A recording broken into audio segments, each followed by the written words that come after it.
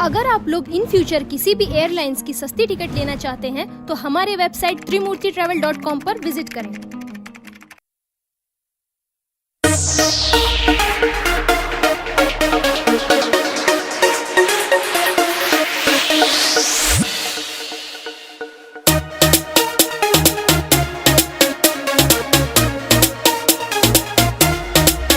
रोज मेरे गली में ये स्टाइल झाड़ते हो,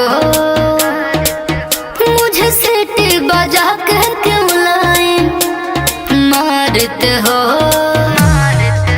रोज मेरे गली में ये स्टाइल झाड़ते हो, मुझे सीटी बजा के क्यों लाइन मारते हो।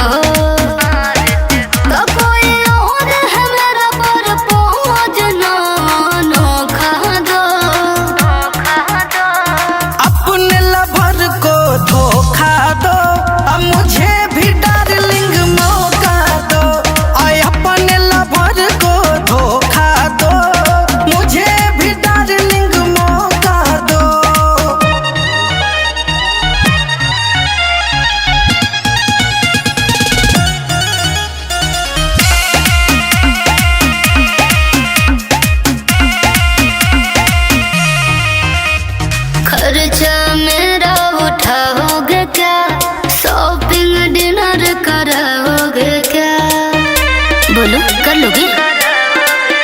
भूल जाई भूल भरवा के अपना प्यार दे देंगे